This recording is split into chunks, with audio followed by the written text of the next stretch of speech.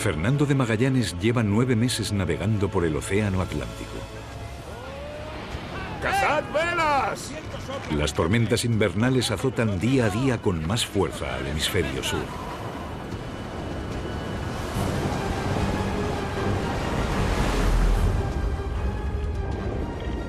El plan de Magallanes es descabellado e imposible, pero la riqueza y el poder le saludan. Serán la recompensa a tanto miedo sufrido. Se propone encontrar un paso marítimo que permita alcanzar Asia por el oeste.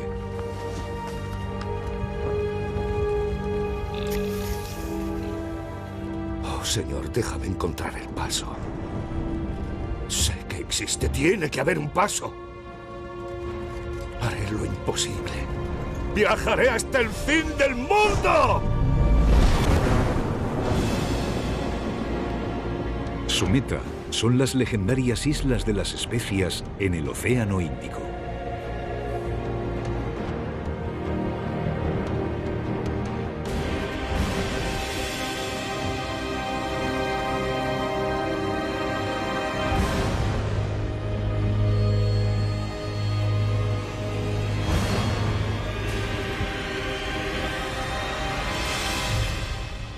Las potencias navales, España y Portugal, se repartían el mundo a principios del siglo XVI.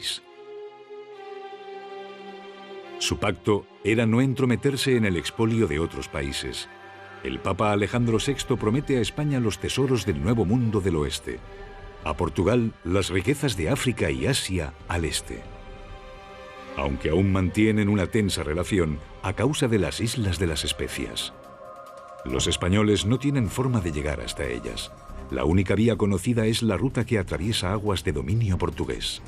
Es la era de los grandes descubrimientos. Desde que Colón descubrió América para los españoles y Vasco de Gama les enseñó la ruta de la India a los portugueses, se estableció una lucha sin cuartel entre las dos grandes superpotencias navales de Occidente, Portugal y Castilla. A partir de ahí, unos minúsculos productos como las especias tenían un valor estratégico incalculable. Quien los dominase, quien controlase la ruta hacia las especierías, dominaría el mundo. Valladolid, el feudo del monarca español. Hace poco que Carlos I de España llegó al trono. Ahora quiere ampliar su poder. Está empeñado en conquistar las riquezas de la tierra y comienza una carrera exhaustiva con Portugal para hacerse con la hegemonía de los 7 mares.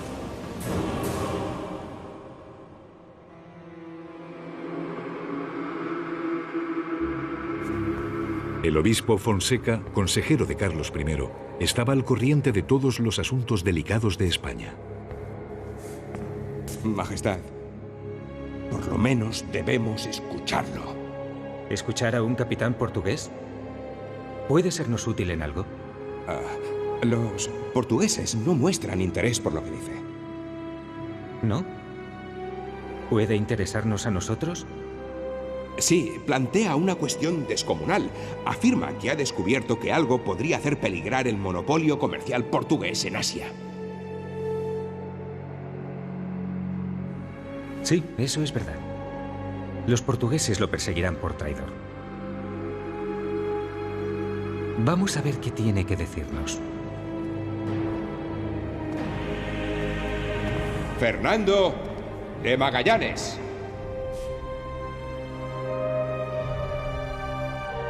Majestad. Magallanes era portugués. Y como portugués iba a ser el jefe, iba a mandar sobre una armada castellana. Ahí está realmente la clave de la cuestión. Si Magallanes hubiese sido castellano, hubiese sido además de la nobleza castellana, probablemente no hubiese habido ningún tipo de problemas como los que hubo. El portugués Magallanes convence a Carlos I para que apoye su plan. Esto despierta la envidia de los españoles. ¿Es verdad que vais a confiarle una flota a ese traidor? ¿Quién nos garantiza que no trabaja en secreto para los portugueses? Vos deberéis controlarle. Magallanes será el capitán general, pero en las otras 4 naves habrá capitanes españoles. Entre esos 4 estáis vos, Juan de Cartagena. El rey os da su confianza. ¿Queréis someternos a las órdenes de un capitán portugués? Así lo quiere el rey. Juan de Cartagena es un grande de España, es sobrino del obispo Fonseca, mientras que Magallanes es un humilde escudeiro, es un humilde noble de cuarto grado en Portugal. Esa diferencia de estatus hará que exista esa confrontación desde el principio.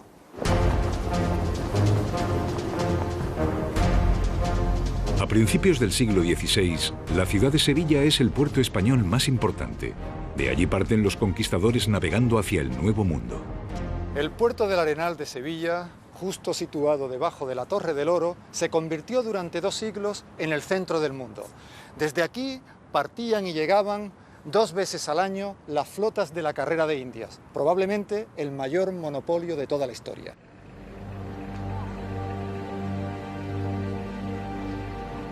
En el archivo de Indias se guardan los documentos de la historia colonial española. José de la Fuente sigue desde hace tiempo las huellas de Magallanes.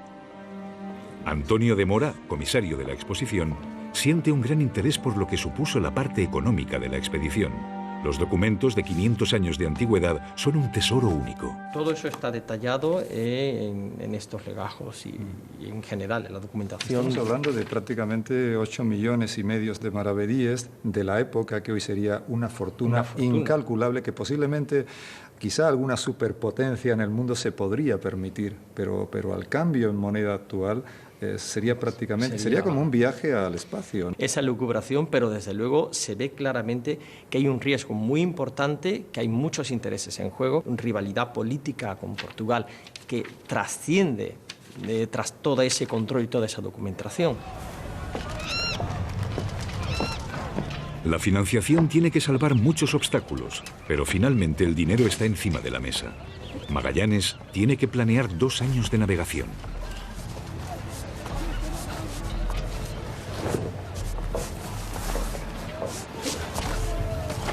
En realidad, a Magallanes podríamos entender que se le dieron 5 antiguallas, 5 barcos que estaban en muy malas condiciones, pero su pericia náutica, su pericia como gran conocedor del mundo de la navegación y de los barcos, consiguió que al final lo que eran unos barcos, digamos, de mal porte, pues acabaran siendo 5 verdaderas joyas de la navegación, como se demostró.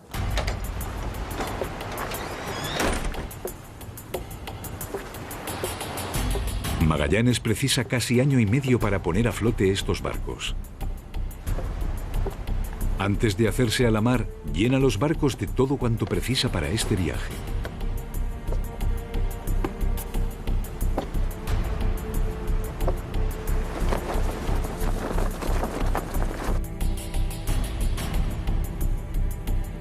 Los barcos eran sumamente incómodos, las situaciones de higiene eran desastrosas. De hecho, en el viaje de Magallanes, de 265 tripulantes que partieron de España, regresaron vivos solamente 18. Es decir, la tasa de mortalidad como consecuencia de las enfermedades y las condiciones de vida a bordo eran tremendamente altas. De modo tal que en el barco no había ningún tipo de comodidad para que se acomoden los tripulantes. Solamente el capitán gozaba de algún tipo de confort.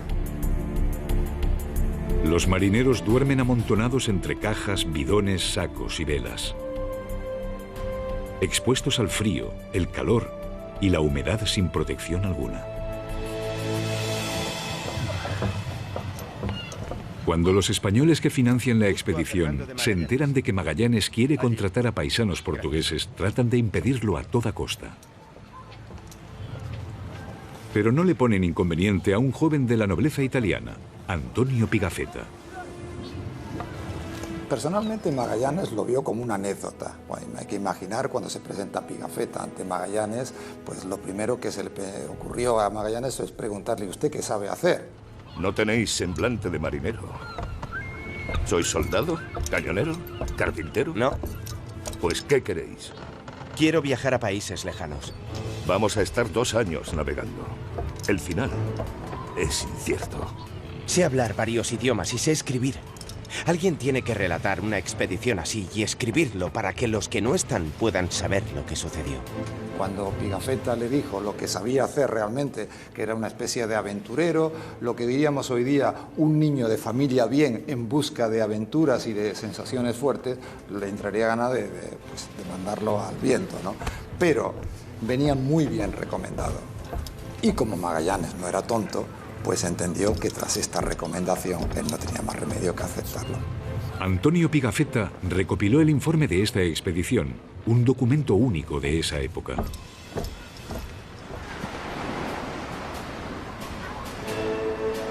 El 10 de agosto de 1519 zarpan del puerto de Sevilla 5 naves.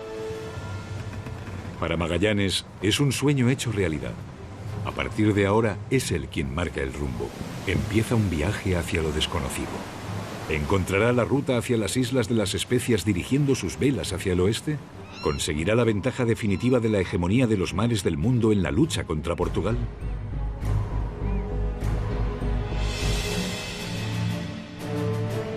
En las primeras millas, Magallanes ya pone de manifiesto su liderazgo ante el resto de capitanes españoles.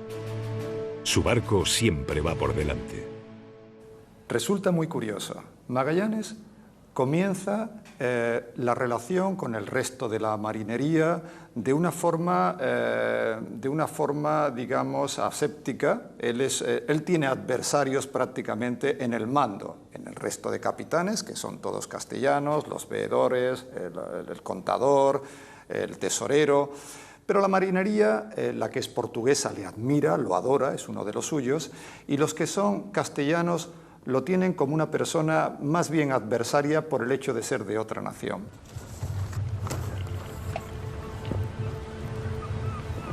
Cuando Magallanes amarra en Tenerife para abastecerse de agua potable, le alcanza una misiva desde Sevilla.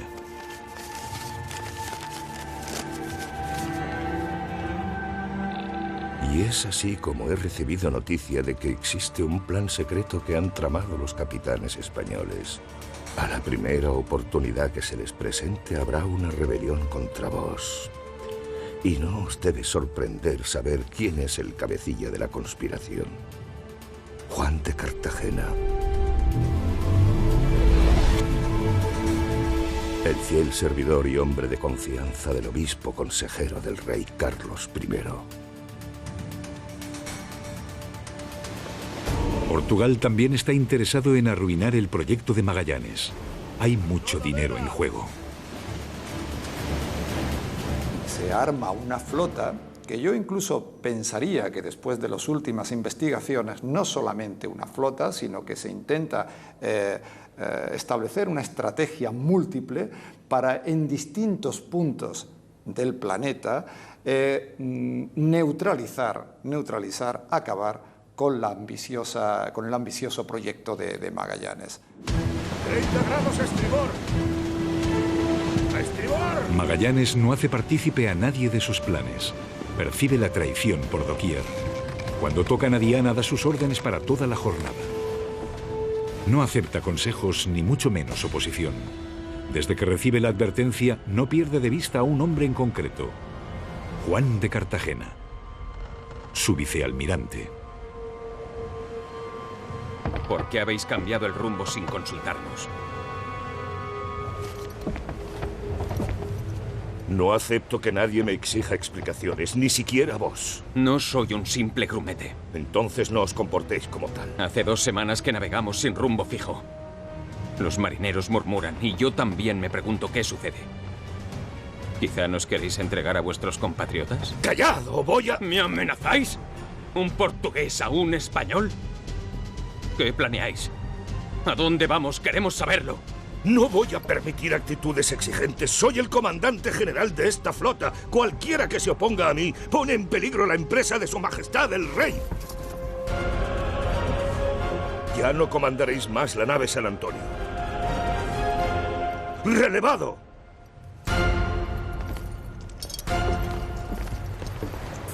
Magallanes es una persona, eso sí, muy contundente. Yo diría... lo define muy bien Bartolomé de las Casas. Es una persona agria y desagradable, pero de un porte muy honrado, capaz de llevar a hacer las cosas que se propone. Magallanes bordea la costa de América del Sur tras 2 meses de navegación. Quiere encontrar ahí un paso. Cualquier cabo puede albergar la ruta anhelada. A bordo, todo el mundo está nervioso.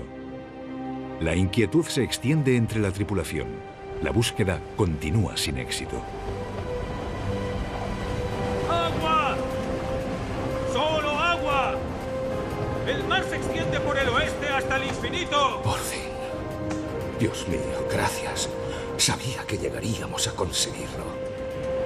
¡Comprueba qué profundidad tenemos! No vaya a ser que encallemos.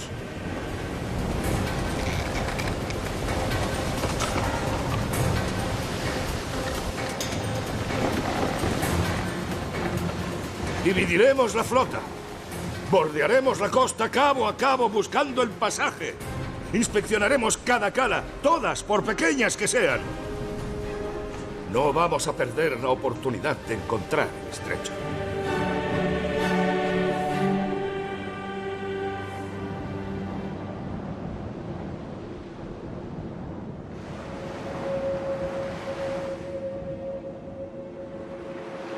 La desembocadura del Río de la Plata en Buenos Aires es inmensamente grande, con una longitud de 290 kilómetros y una anchura de 220 kilómetros.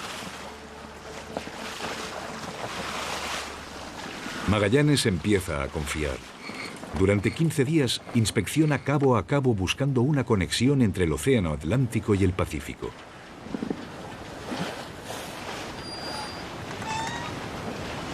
Juan Petroni navega desde hace muchos años por esa desembocadura, que se puede confundir con el mar. Y en esa búsqueda, él ingresa en el Río de la Plata, sin saber que esto era un río, no era un mar, sin saber. Y con la intención de manejarse en este río como si fuera el mar, pero no era. Entonces vinieron las sorpresas del viento, del agua, de la profundidad, de las olas. Entonces Magallanes hace una prueba sencilla.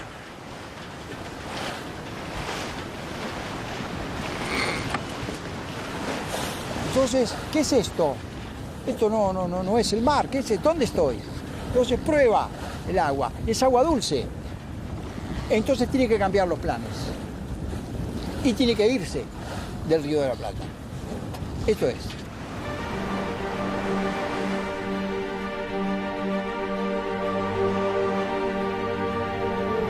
Magallanes no puede creer que una vez más no haya conseguido el paso, la ruta que le lleve del Atlántico al Pacífico.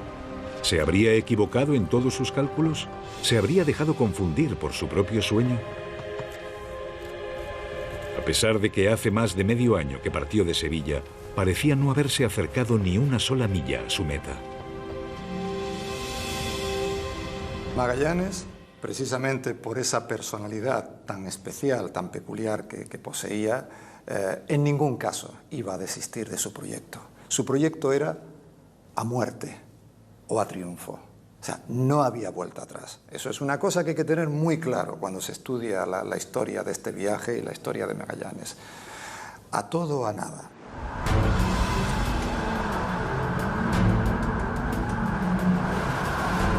Magallanes sigue navegando hacia el sur y de repente, pleno invierno. ¿Cómo puede justificar ante su tripulación proseguir la búsqueda? ¿Tendría que haber llegado a la conclusión de que sus mapas no eran correctos? ¿Dónde está ese paso a la tierra prometida del que tanto nos hablan? ¿No íbamos a llegar al paraíso terrenal? ¿Al sol del sur? ¿Y dónde estamos? En un maldito desierto de hielo. El viento sopla en contra. Respiramos aire congelado. Y si tocamos la escarcha, se nos congelan los dedos. Tenemos hambre.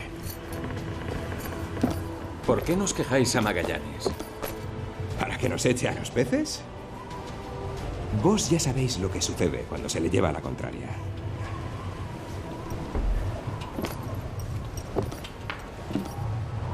Quizá sería mejor dar la vuelta y volver a nuestros hogares. Hay muchos que piensan como nosotros. Sí. Y cada vez son más.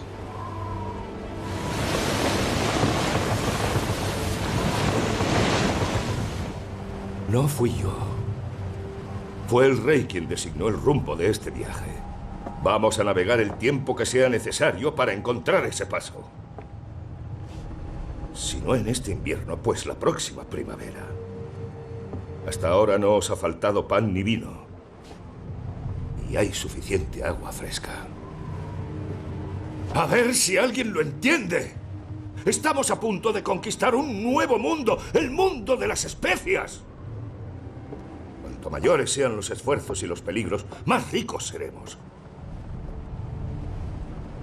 Debemos continuar hasta encontrar el pasaje. ¡No nos rindamos! El rey nos pagará generosamente. Magallanes está obsesionado con su meta que parece muy lejana. Casi no avanza a causa de las tempestades invernales del hemisferio sur. Entonces, se abre inesperadamente delante de él un nuevo cabo.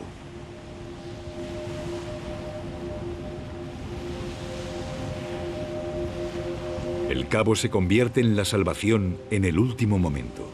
En San Julián hay agua potable y peces fáciles de pescar.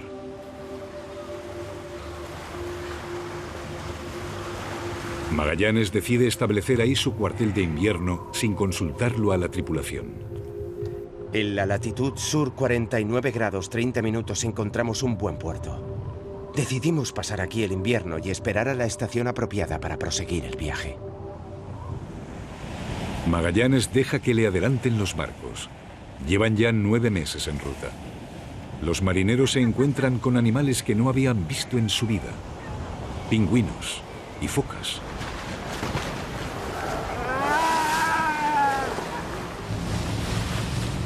La mar embravecida, los vientos helados, el hambre persistente, los hombres desfallecen lentamente. Y por si faltase algo, el temor de salirse de la circunferencia de la Tierra para caerse por la insalvable nada. Para muchos, la Tierra seguía siendo un disco. ¿Serían los delfines con sus formas peculiares mensajeros de esa nada a la que se dirigían? La expedición de Magallanes es la primera expedición que llega a estas costas. Nunca un barco jamás había navegado por estas aguas. En aquellos tiempos la mitología que había respecto de los monstruos marinos, del peligro de los océanos, era una cosa que estaba absolutamente presente, especialmente los marineros que no tenían muy alto nivel educativo, entonces le tenían muchísimo temor al mar. Y además en el caso de Magallanes se complica la situación porque el aprovisionamiento de víveres se estaba haciendo cada vez más, se iba reduciendo cada vez más, de modo tal que en su estadía en la bahía de San Julián tienen que empezar a racionar los alimentos, con lo cual este clima adverso que había dentro de los tripulantes de la expedición de Magallanes se va poniendo cada vez peor y peor y peor.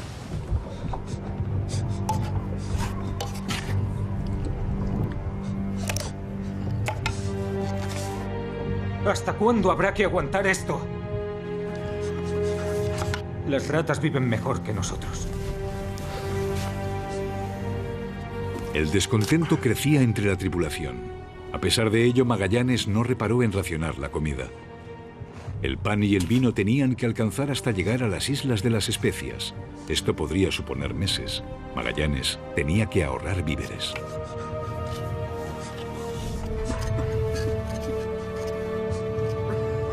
Cuando Magallanes llega al puerto invernal de San Julián, las condiciones ya son verdaderamente terroríficas. La tripulación está cercana al motín. Aquello es un polvorín que está dispuesto a estallar en cualquier momento. El hambre y el temor de no volver a ver la patria hacen que vaya escalando el conflicto.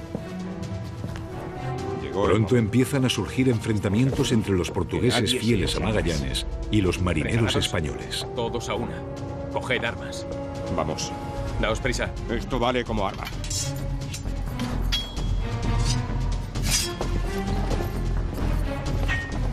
La noche del 2 de abril de 1520 estalla finalmente el motín. 3 de los barcos se ponen en contra de Magallanes. Magallanes solamente queda bajo el manejo de 2 barcos. Tanto la autoridad de Magallanes como su misión están a punto de derrumbarse. Él sigue manteniendo su compostura. Ante el motín manda negociadores fingiendo que quieren llegar a un acuerdo. Los amotinados se confían y mientras están negociando, los fieles a Magallanes escalan los barcos apoderándose finalmente de ellos. Los amotinados tienen que entregar las armas.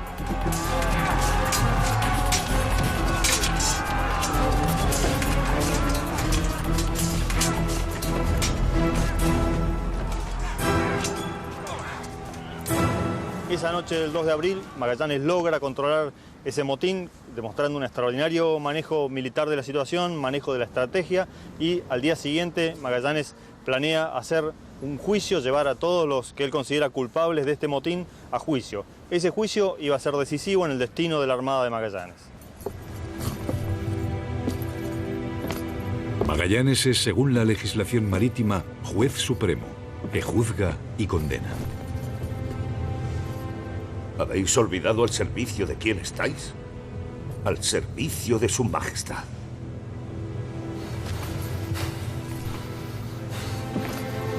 ¡Al servicio de España! No podéis acusarnos de no cumplir con nuestra obligación. ¿Ahora también sois cobardes? Llegué a pensar que al menos teníais el valor que caracteriza a los españoles. ¿Dónde está el paso que nos lleva a las Islas Molucas? Llevamos meses en este desierto de hielo. ¡Queremos regresar! ¡Jamás! Antes muerto que regresar humillado. Ya hemos perdido demasiados hombres.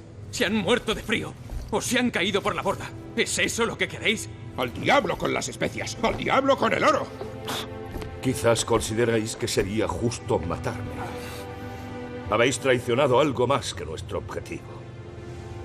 Ya no sois dignos ni de sentaros en un barco con nosotros.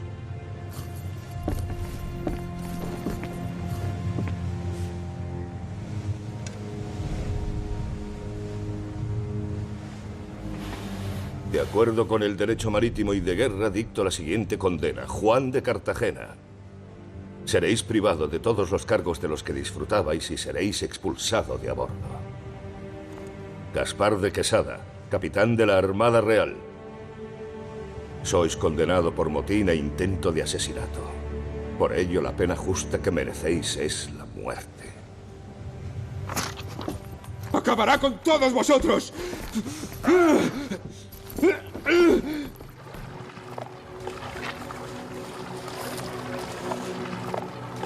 Uno por todos. Magallanes tendría que haber condenado a muerte a una quinta parte de los hombres según la legislación marítima. Pero eso hubiera supuesto el fin de su expedición. No hubiera tenido bastantes hombres para seguir el viaje. Magallanes hace caer sobre Gaspar de Quesada toda su crueldad como ejemplo de su intransigencia.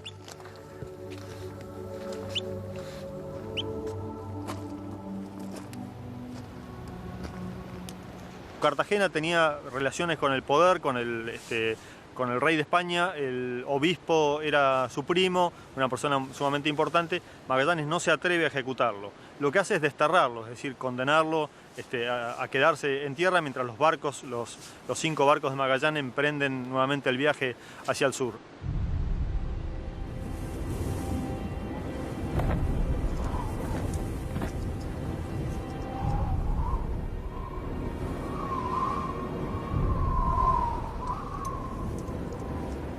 Juan de Cartagena es desterrado en el Cabo de San Julián, dejándole solo algo de comida.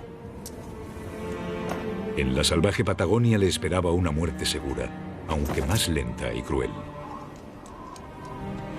Dios mío. Dios mío. Os lo suplico. No. No voy a poder. ¡No me dejéis aquí! ¡Volved a por mí! ¡Volved ahora mismo! ¿Qué he hecho? ¡Esperad! ¡Volved! ¡Dios mío! ¡Dios mío! Los restos de Cartagena serán encontrados mucho tiempo después al pie de esta horca que levanta Magallanes, que no llega a usar en la bahía de San Julián, pero que la levanta como un símbolo del destino que les esperaba a aquellos que osaran amotinarse en contra de él.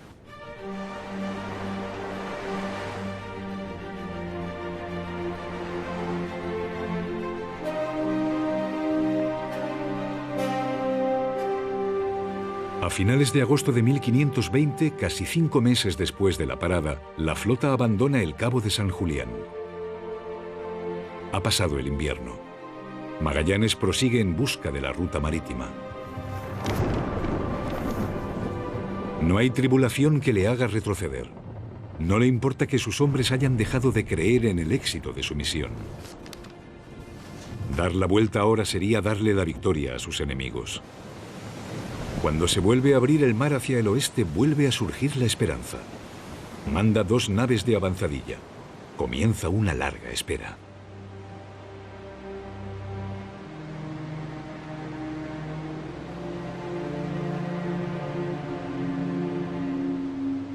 Se levanta una tormenta que empuja a los 2 barcos hacia el oeste, de cabo en cabo.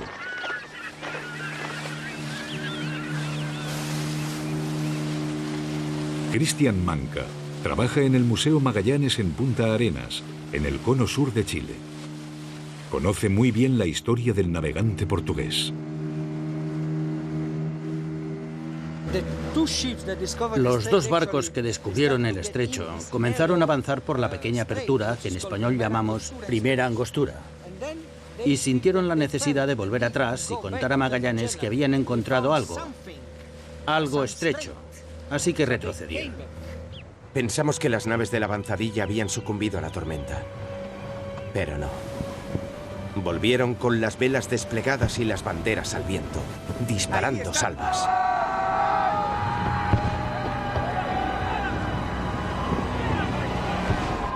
Las naves de avanzadilla regresan con buenas nuevas. La ruta se alargaba más y más hacia el oeste, y el agua seguía siendo igualmente salada. Seguro que no es un río, como el de Río de la Plata. ¿Habían conseguido llegar a la apertura? Magallanes y su flota van tanteando cabo a cabo, fiordo a fiordo, pasando por peñones y bancos de arena. Cada vez se ramifican más las aguas en ese laberinto. La cuestión era dividirse cuando el estrecho se separa en 2 brazos. Uno no tiene salida y el otro va hacia el norte otra vez. En este punto es donde Magallanes tuvo más problemas. Tenía que dividir la flota y eso era la primera vez que sucedía.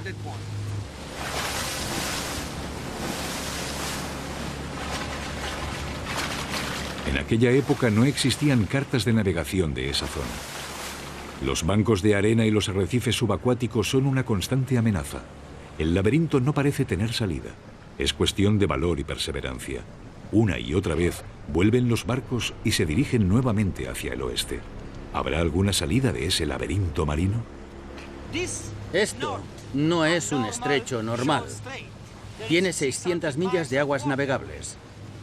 Y ellos fueron los primeros que se adentraron en él. Tenían miedo de todo lo que les rodeaba, la gente, el tiempo, así que tuvieron que luchar contra las condiciones del estrecho.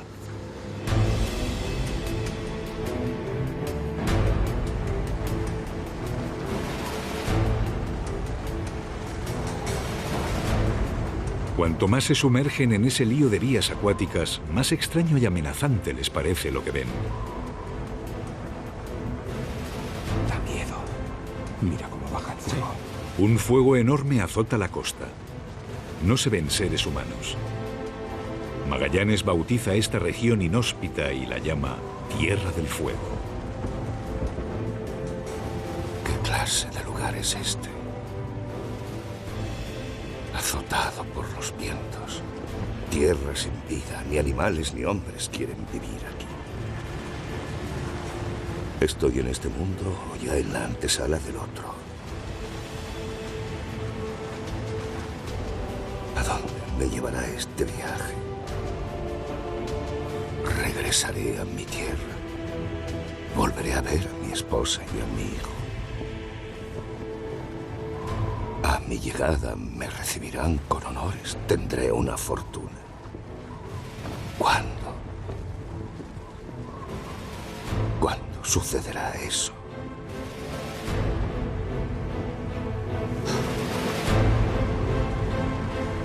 Magallanes busca durante más de un mes la ruta del oeste.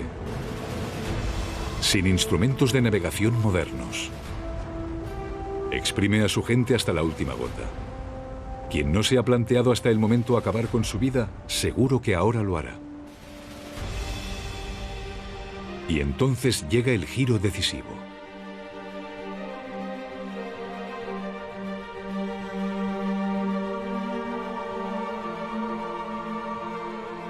La ruta larga y angosta que parecía interminable comienza a ensancharse. En el horizonte se dibuja un mar del sur desconocido. Hasta la fecha esta ruta es conocida como el Estrecho de Magallanes. Fernando de Magallanes creía indudablemente en ella. Demostró que existe una ruta de comercio entre el Atlántico y el inmenso mar del oeste, por la cual se llega navegando hasta las riquezas de Asia. Santa María, Madre de Dios, ruega por nosotros pecadores ahora y en la hora de nuestra muerte. Amén. Gracias, Señor. Magallanes estaba en la gloria. Os podéis imaginar, si estás 5 años buscando algo, porque hay que calcular 5 años, preparar la expedición, convencer a Carlos I para que le apoye, el viaje, el motín, y si finalmente lo encuentras, estás en la gloria.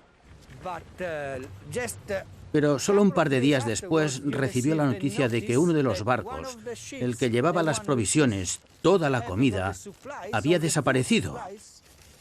Y luego, de la alegría, pasas a la desesperación otra vez.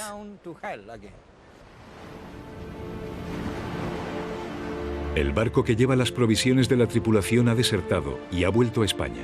Aún así, Magallanes no se rinde. Las Islas de las Especias no deben de estar muy lejos. Aún no sabe que tiene ante sus ojos el mar más grande del mundo.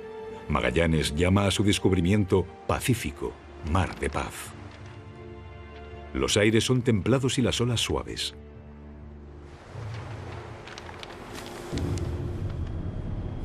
Será un viaje largo. Días, semanas, pasan meses, pero no hay tierra a la vista. Vuelven las dudas, la desesperación. ¿Encontrarán algún día las Islas de las Especias? Nada más encuentran un sol abrasador y un mar interminable. Ya solo es cuestión de sobrevivir. Cual cementerio flotante en este desierto de agua vagan los barcos. Todas las provisiones se han acabado. El agua se ha podrido. Se les caen los dientes. Se les pudren los miembros del cuerpo.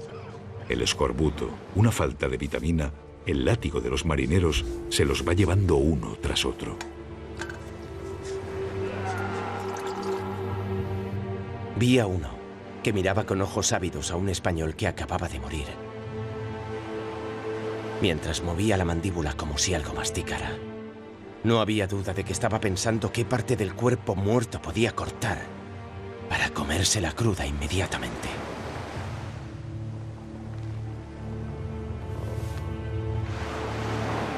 Canibalismo. Magallanes le da inmediatamente los muertos al mar. 1 de cada 10 muere en esta etapa del viaje. 19 hombres encuentran allí su tumba.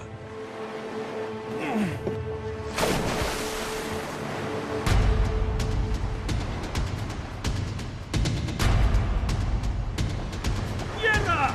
¡Tierra a la vista! ¡Tierra a la vista! La salvación en el último momento. Después de 3 meses y 20 días, tierra a la vista. Llevan año y medio de travesía.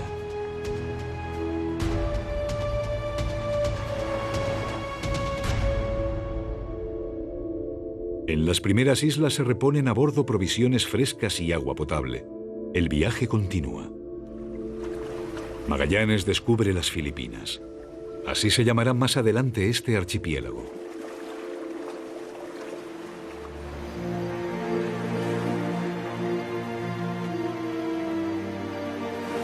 Las islas fértiles tienen que haber sido como el paraíso terrenal para estos hombres. Aún queda muy cerca el recuerdo del hambre, la sed y la muerte. Parece que las promesas comienzan a cumplirse.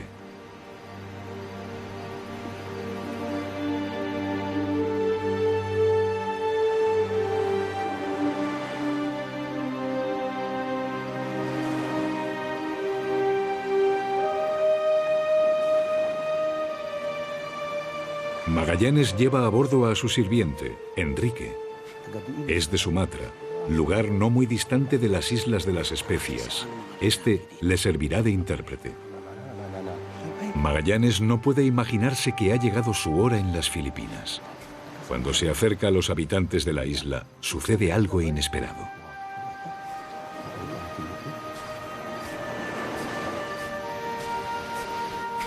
Señor, puedo entender lo que hablan. ¿Estás seguro? No lo entiendo todo, pero sí algunas palabras. ¿Sabes lo que eso significa? Significa que no estamos lejos de mi casa. De nuestra meta, Enrique. No creo que el propósito original de Magallanes de llegar a las Islas de las Especias, las Molucas, fuera para probar que la Tierra era redonda. Yo creo que a Magallanes le daba igual si el mundo era plano o redondo. Él intentaba probar que los portugueses se equivocaban. Si yo fuera Magallanes, que había sido rechazado por el rey de Portugal y financiado por la corona española, se lo demostraría a los portugueses. He encontrado una nueva ruta y esto será tu final. El monopolio portugués de las especias está a punto de acabar, gracias a lo que yo voy a hacer. Magallanes ha descubierto un archipiélago cerca de las Islas de las Especias, del que nadie tiene conocimiento en Europa.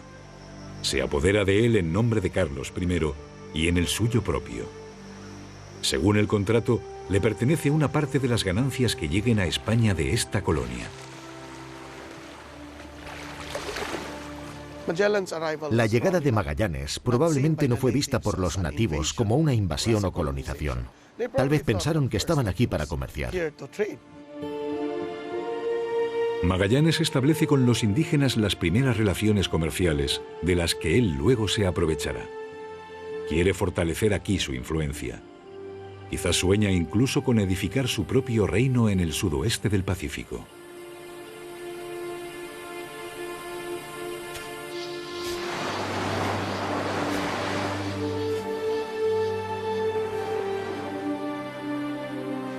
Magallanes es una persona profundamente religiosa.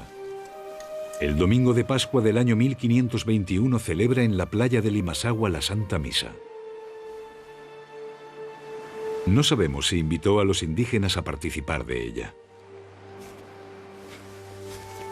La conquista del mundo por parte de los reyes de Portugal y de España fue entendida como un encargo divino. Las misiones tenían que servir para inculcar a los indígenas que el poder era otorgado de forma divina, por lo que había que rendir obediencia a los soberanos elegidos por Dios. Se lucharía en contra de quien no se convirtiera a la fe verdadera. Él estaba intentando convencer a los nativos para que se pusieran del lado de España, para que se hicieran amigos de España y comerciaran. Así que nunca sabremos, si se hubiera quedado más tiempo, si hubiera llevado a cabo la conquista, si habría sido igual de grande y brutal que la acometida por los conquistadores de América del Sur. Magallanes navega de isla en isla. Quiere anexionar tantas como le sea posible. Eso le aportará riqueza y poder, tanto para el soberano español como para sí mismo. Los nativos lo acompañan. Las aguas peligrosas no se pueden pasar sin ayuda. Desde Limassagua, la flota toma rumbo hacia Cebú, un importante puerto comercial. Magallanes y a la corona española le interesaba tener a un líder, a una alianza fuerte, poderosa, que diese confianza, lógicamente, en esa zona del planeta para el posterior control de la ruta de las especierías. Y lo ve a Humabón, al rey de Cebú, lo ve como una persona muy adecuada para él. El rey de Cebú está en guerra con el líder de la isla vecina. Es un litigio de aduana. Magallanes quiere luchar por el rey Humabón para demostrar su poder. Magallanes, llevado por primera vez de una prepotencia que no era habitual en su comportamiento, dijo, no me hace falta. Con 50 guerreros de los nuestros podremos, por muchos miles de indígenas que me pongan delante.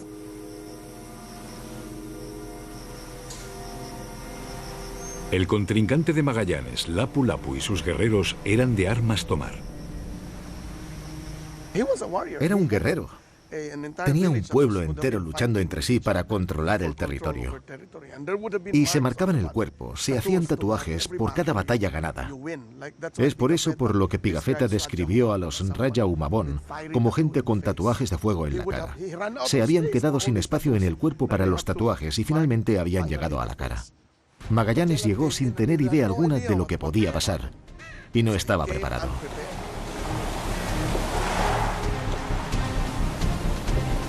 ...27 de abril de 1521...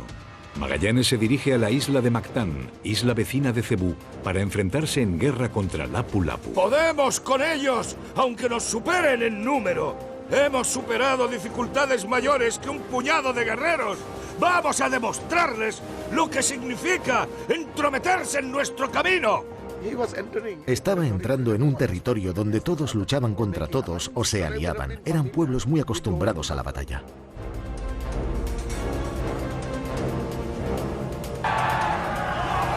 ¡Fuego! Disparamos al enemigo desde los botes. Disparamos durante una media hora sin hacerles demasiado daño. En el instante en que dejamos de disparar, los nativos atacaron a muerte.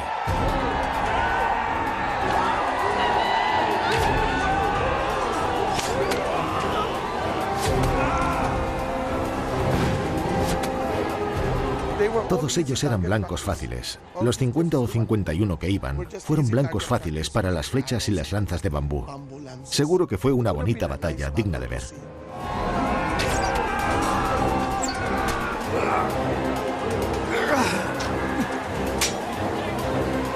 ¡Atrás! ¡Retirad al barco!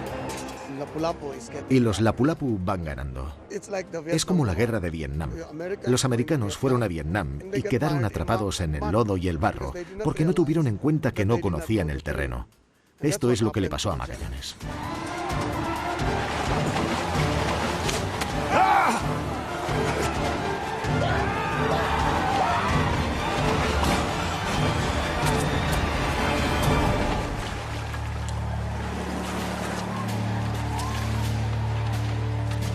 Magallanes ha muerto. Demostró una constancia inamovible dando prueba de ella en la adversidad más grande. Dios haga que su fama le sobreviva.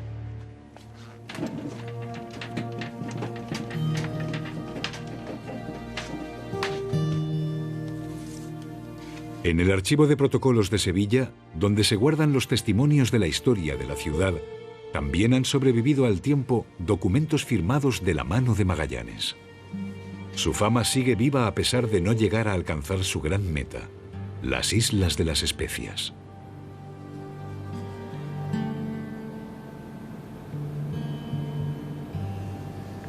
Yo pienso que Magallanes hasta hoy no ha recibido la consideración de Cristóbal Colón o de Francis Drake, a pesar de que sus hazañas son comparables a las de estos grandes marinos, cuando no superiores.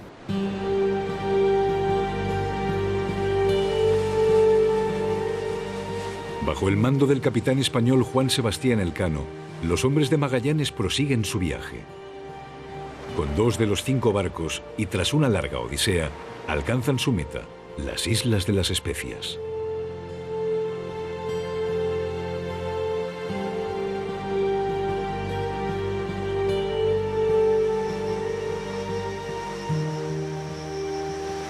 Allí, en las Molucas, los marineros cargan esos tesoros por los que Magallanes había arriesgado tanto: nuez moscada y clavo.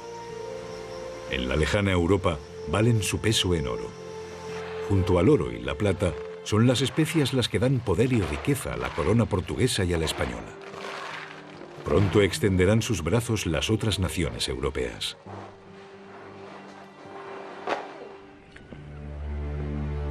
De los 5 barcos de Magallanes, tan solo uno se dirige de vuelta a España. El Victoria navega miles de millas por aguas de dominio portugués, siempre acompañado por el miedo de ser descubierto y expoliado.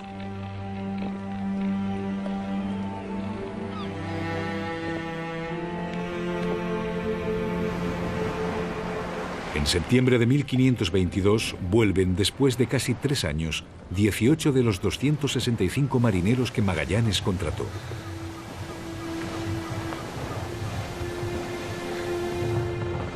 Entre los 18 se encuentra Antonio Pigafetta. La vuelta al mundo a vela de Magallanes se debe a la fama que le dio Pigafetta.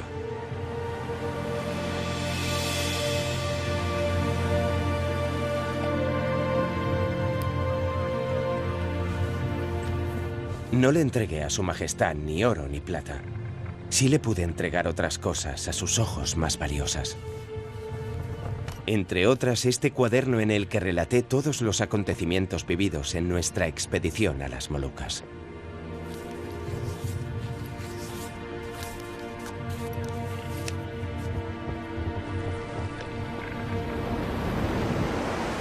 Los retornados reciben una bienvenida oficial.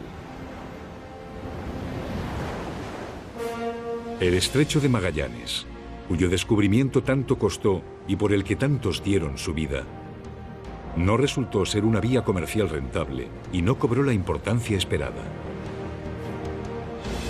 Navegar en sus aguas es demasiado difícil.